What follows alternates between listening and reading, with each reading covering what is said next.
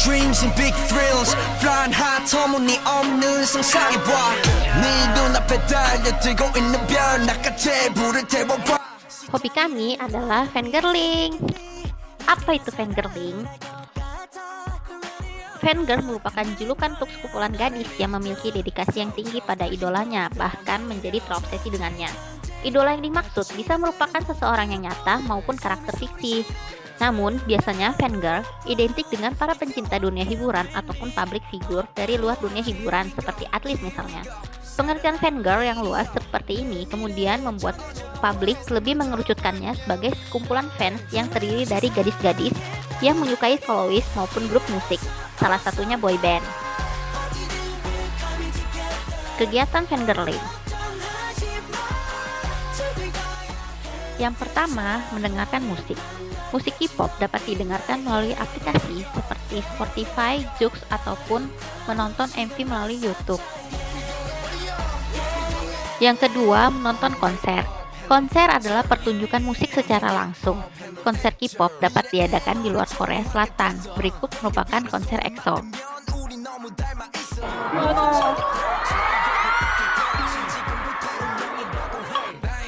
Yang ketiga, membeli perlengkapan yang berhubungan dengan idol. Contoh perlengkapannya seperti lightstick, boneka, baju, dan lain-lain. Yang keempat, mengunboxing album. Biasanya momen kedatangan album K-pop sangat dinanti-nanti. Isi dari album adalah CD lagu, photobook, photocard, dan poster. Yang kelima, mengadakan birthday project. Birthday project adalah acara yang diadakan oleh fans untuk merayakan ulang tahun idol. Yang keenam, fan meeting.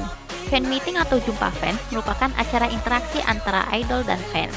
Dalam fan meeting, idol hanya menyanyikan beberapa lagu dan lebih banyak mengobrol dengan fans. 7. Fan signing. Fan signing merupakan acara interaksi antara idol dan fans yang berisikan mengobrol dan meminta tanda tangan. Lalu, apakah fangirling hanya untuk kesenangan saja? Tentu saja tidak. Mari kita cari tahu apa saja manfaat dari fangirling. Banyak sekali manfaat dari fangirling. Mari kita cari tahu apa saja manfaat dari fangirl. Yang pertama yaitu sebagai hiburan. Yang kedua, menambah teman. Yang ketiga, pertukaran budaya antara Korea, Indonesia, dan lain sebagainya.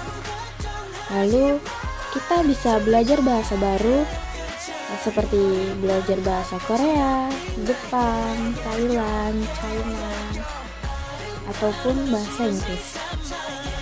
Yang selanjutnya yaitu kita dapat rajin menabung, karena pasti dong setiap ada idol yang comeback pasti kita ingin membeli album tersebut. Lalu kita akan mendapat motivasi untuk perkembangan diri seperti menyanyi dan menari. Kita juga dapat menjadikan fangirling sebagai ladang bisnis loh. Contoh dari menjadikan fangirling sebagai ladang bisnis yaitu menjual barang-barang impor dari Korea. Maraknya boy band, girl band, dan drama Korea yang disukai oleh remaja Indonesia menyebabkan para remaja tersebut mencari outfit dan barang-barang yang berhubungan dengan hal-hal tersebut. Hal ini dapat menjadikan peluang bisnis. Bisnis ini dapat juga dilakukan melalui online shop. Contoh selanjutnya dari menjadikan fangirling sebagai ladang bisnis yaitu menjual album. Album adalah suatu koleksi audio atau musik yang didistribusikan untuk publik. Idol K-pop pun memiliki album. Dengan berjualan album, maka akan dapat penghasilan tetap sembari menjalankan hobi. Contoh selanjutnya dari menjadikan fangirling sebagai ladang bisnis yaitu menjual merchandise K-pop. Merchandise ini dapat didapatkan dari official store dan ada yang dari unofficial fan-made seperti lightstick, stiker, notebook, kalender, kaos, hard case, tumbler, kipas tangan, photocard, boneka, gantungan kunci, dan lain sebagainya. Manfaat dari fangirl yang selanjutnya yaitu membuat fanfiction. Fanfiction merupakan suatu sebutan yang dikenal untuk karya-karya yang dibuat penggemar yang berhubungan dengan cerita tentang para tokoh atau latar yang dibuat oleh penggemar dari sebuah karya asli, alih-alih sang pembuat karya tersebut. Fanfiction yang dibuat dapat dilirik oleh penerbit sehingga fanfiction dapat diterbitkan menjadi buku. Bahkan bila cerita yang dibuat menarik, akan ada kemungkinan fanfiction difilmkan.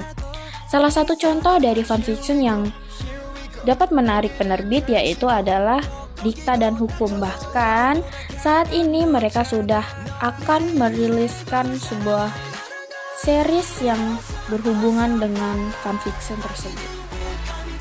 Penyalur atau fasilitator untuk membeli tiket konser. Menyalurkan atau menjadi fasilitator tiket konser dapat dilakukan dengan cara membuat akun atau di situs resmi untuk agen tiket, dan bisa juga membeli tiket lewat presale. Menjual makanan impor dari Korea. Demam Korea tidak hanya membuat para K-popers gemar akan style dan visual artis-artis Korea, tetapi dari segi makanan pun ikut digemari. Makanan khas Korea seperti tteokbokki, kimchi, jjajangmyeon, mandu, omuk, gochujang, ramen, dan lain-lain. Membuka kursus bahasa Korea. Para K-popers juga gemar mempelajari bahasa Korea. Tidak jarang bahkan sampai mengikuti kursus. Karena mereka ingin mengetahui apa yang idola mereka katakan dan berkeinginan untuk dapat berkomunikasi dengan idola mereka. Menjadi seorang translator. Dengan jago atau fasih bahasa Korea berpeluang untuk menjadi translator buku Korea, drama, atau program televisi Korea. Dengan bayaran per project untuk satu episode per program acara.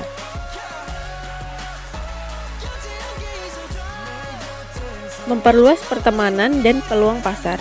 Para K-popers di seluruh dunia menjalin komunikasi dan menambah pertemanan. Sehingga jika salah satu K-popers membuka sebuah bisnis, maka ia sudah memiliki target pasar untuk teman-temannya sesama K-popers. Jadi, manfaatkan hobi fangirl kamu dengan baik.